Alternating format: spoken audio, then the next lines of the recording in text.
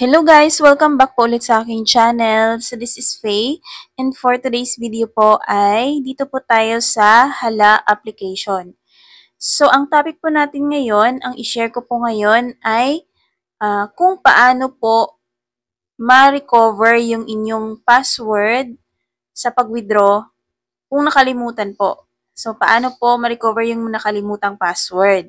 Ayan. So, ito guys ay based po sa experience ko po dito sa application. So, kasi meron pong nagtanong sa ating in-upload po na video po. Ayan. Sabi ni Sir Dongdong. Thank you po. How to recover the account. Nakalimutan ang password. So, ayan. Nakalimutan yung password niya.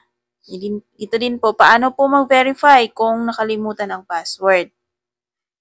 So, yun po yung problema po, no? So, ayan, may ituturo po ako, guys. Sana po ay makatulong po ito.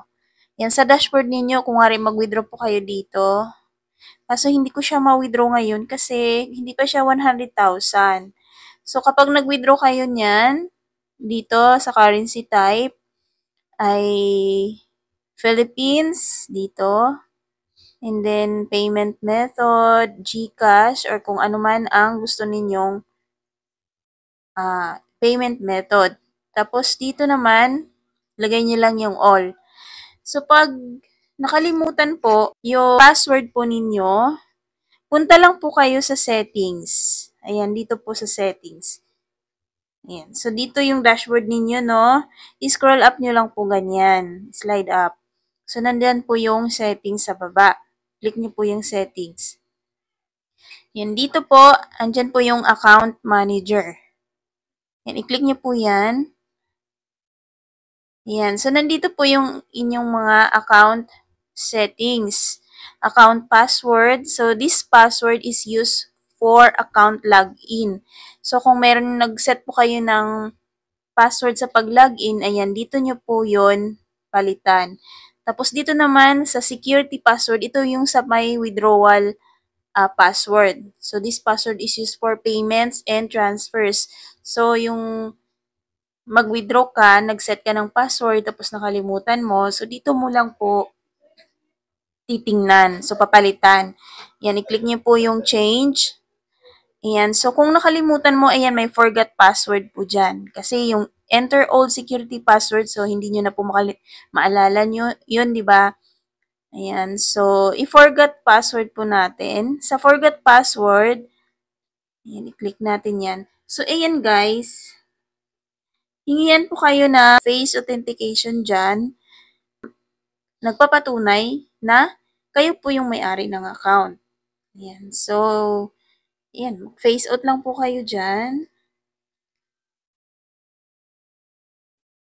Ayan. Please slowly turn your head to the right. Please blink your eyes.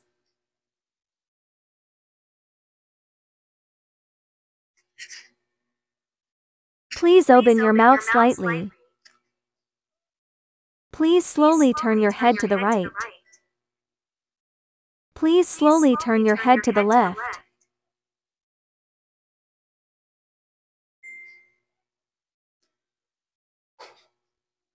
Ayan. So, tingnan natin.